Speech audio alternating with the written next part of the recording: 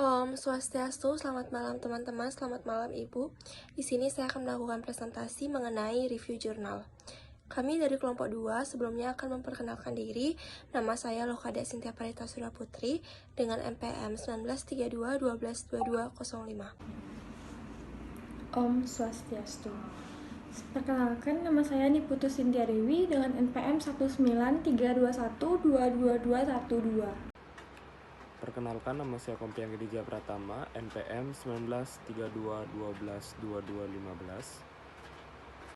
Selamat malam, perkenalkan saya Niwayan Eka Sintia Dewi dengan NPM 1932122224. Selamat malam, perkenalkan nama saya Igede Yudana Permana Putra dengan NPM 1932122243.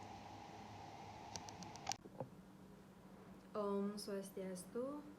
Perkenalkan, nama saya Nilosani Skaikian Lestari dengan NPM 19321222247. Liu Yanto dengan NPM 19321222252. Baik, sebelum masuk ke materi, di sini saya akan membacakan judul dan identitas dari jurnal yang akan kami review. Judul jurnal ini yaitu Managing the Diversified Team, Challenge and Strategies for Improving Performance, yang ditulis oleh Vidi Agrawal pada tahun 2012. Baik, di sini saya akan membacakan latar belakang dari jurnal yang kami akan review. Nah, keragaman global mengubah cara dunia dihuni dan cara kita memandang dunia. Apakah sebuah perusahaan global atau tidak? Keragaman global terbukti dan terdampak pada kita semua, baik secara langsung maupun tidak langsung. Kerja tim dan kolaborasi lintas budaya sangat penting bagi sebuah organisasi untuk berhasil. Jika orang ingin berfungsi secara produktif, mereka harus belajar melihat perbedaan mereka sebagai aset, bukan sebagai kewajiban. Label yang kami terapkan jauh lebih penting daripada apa yang mereka wakili. Manajemen keragaman sementara didasarkan pada perubahan budaya adalah strategis bisnis pragmatis yang berfokus pada memaksimalkan produktivitas, kreativitas, dan komitmen tenaga kerja. Sambil memenuhi kebutuhan kelompok konsumen yang beragam, tindakan afirmatif berfokus pada memasukkan orang ke dalam organisasi daripada mengubah budaya organisasi. Baik, presentasi selanjutnya akan dilanjutkan oleh teman saya. Di sini saya akan membahas metodologi. Jadi, sebuah tinjauan ekstensif literatur yang dilakukan untuk membentuk pandangan penulis tentang masalah ini yaitu analisis kekuatan, kelemahan, oposisi, ancaman, atau SWOT. Dari tim yang terdiversifikasi dilakukan dengan bantuan penelitian sekunder. Konsep ini didasarkan pada pengalaman praktis penulis sendiri. Kombinasi penelitian primer dan sekunder digunakan untuk menyoroti dan memperkuat pandangan dan pendapat penulis. Ide orisinal dan konsep dasar didasarkan pada pengalaman penulis sendiri. Di sini selanjutnya saya akan membahas mengenai analisis memimpin tim yang beragam. Manajer organisasi memiliki peran penting dalam memahami visi organisasi dan mempercayainya dengan bantuan profesional dan staf lain yang bekerja dalam kepemimpinan mereka. Aspek lain dari tanggung jawab manajer adalah mengkomunikasikan visi manajemen kepada tim dan memotivasi mereka untuk mencapai visi tersebut. Sejauh bidang keberagaman yang bersangkutan, visi dan tanggung jawab manajer harus berhubungan dengan artikulasi dari alasan yang persuasif, memelihara perekrutan, dan mempromosikan layanan dan akhirnya untuk menciptakan iklim organisasi yang kondusif untuk keberhasilan organisasi. Di sini saya akan menjelaskan tentang analisis. Yang pertama, memimpin tim yang beragam. Dalam skenario keberagaman, manajer harus menghadapi berbagai masalah sosial. organisasi dan profesional yang bertindak sebagai penghalang pencapaian tujuan organisasi. Para manajer harus cepat mengenali isu-isu keragaman dalam organisasi dan secara ringkas mengkategorikan berdasarkan ras, etik, gender, dan orientasi seksual, daripada syarat secara emosional yang membuat sulit untuk mendiskusikan isu-isu tersebut secara lebih rasional. Yang selanjutnya, analisis memimpin tim yang beragam. Upaya pengelolaan keanekaragaman harus menjadi proses yang berkelanjutan dalam organisasi.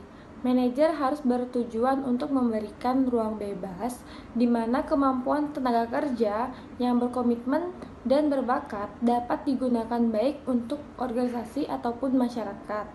Lingkungan yang kondusif dalam organisasi harus menumbuhkan kepercayaan dan keyakinan di antara tenaga kerja, di mana setiap orang dapat berbagi dan mendiskusikan perbedaan mereka.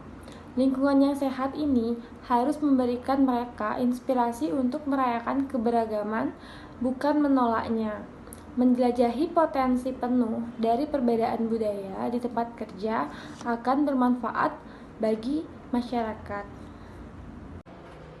Salah satu bagian penting dari manajemen keanekaragaman adalah multikulturalisme.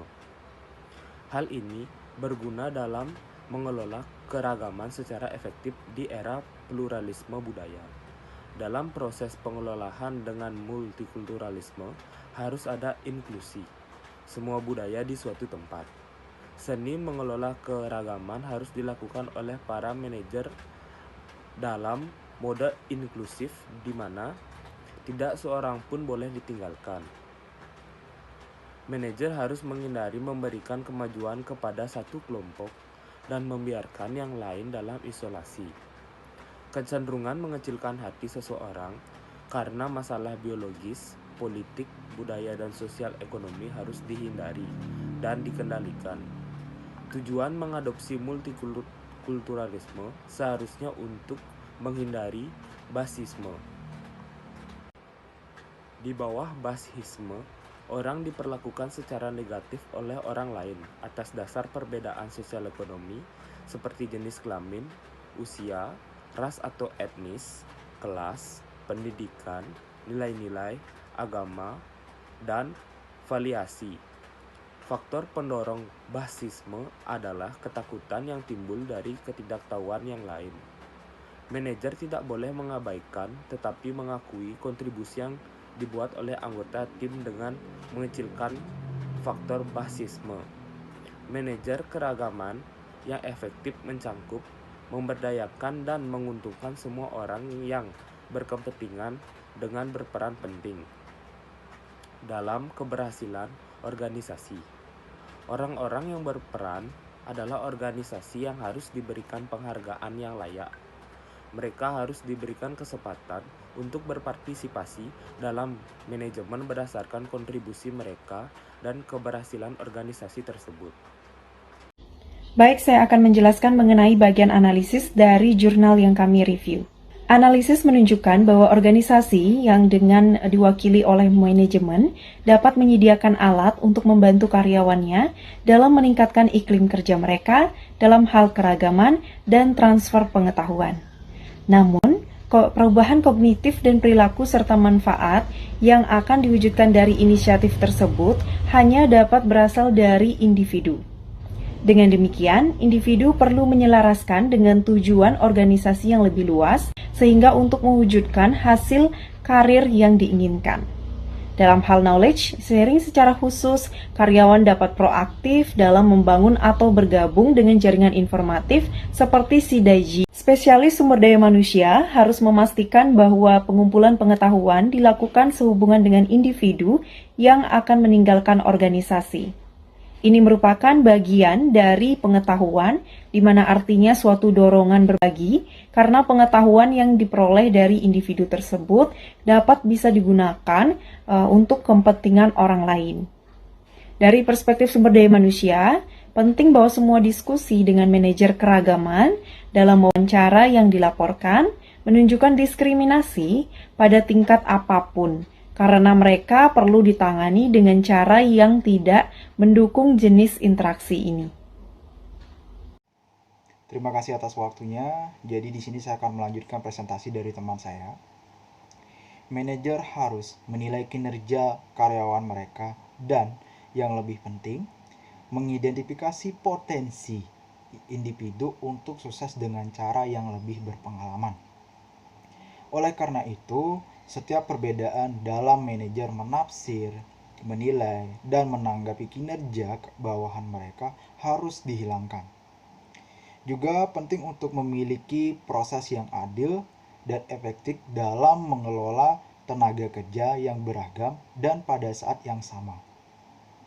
Organisasi perlu menyelidiki keterampilan mana yang akan menciptakan lingkungan yang lebih inklusif. Dapat dipahami konteks diskusi bahwa produktivitas dan keunggulan kompetitif dapat diperoleh melalui pemanfaatan keterampilan yang berbeda dari individu yang beragam.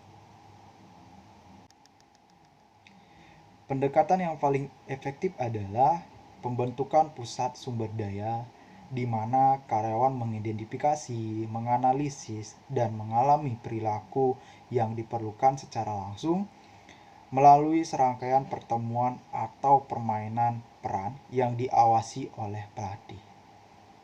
Jelas, penting bagi organisasi untuk berkomitmen pada keragaman, meninjau target, jaringan, dan penemuan cara inovatif untuk mengatasi bias.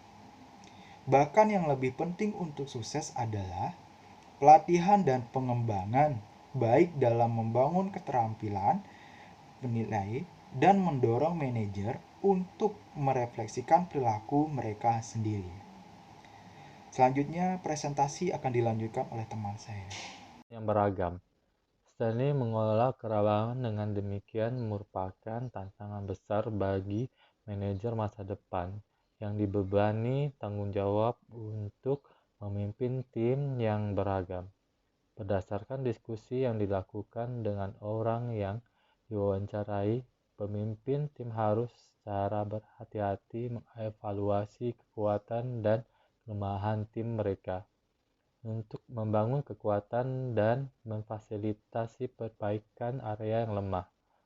Kadang-kadang perlu untuk memodifikasi struktur tim dengan merekrut bakat atau menghilangkan hubungan lemah yang menghambat kinerja dan produktivitas untuk memastikan bahwa kompetensi yang sesuai ada. Makalah ini menyimpulkan bahwa manajer dalam organisasi perlu beroperasi di tingkat mikro dengan melibatkan anggota tenaga kerja mereka dalam pengembangan kebijakan. Ini akan menciptakan lingkungan kerjasama di antara anggota tim terlepas dari apa budaya, usia, atau bahasa anggota tersebut. Organisasi masa depan harus menciptakan lingkungan yang kondusif di mana tenaga kerja memiliki keanggotaan dari berbagai latar belakang dan anggota tenaga kerja ini harus mengakomodasi pandangan orang lain dan bertepuk tangan dengan tulus. Demikian pemaparan materi dari kelompok kami. Apabila ada salah kata, kami mohon maaf. Kami ucapkan terima kasih.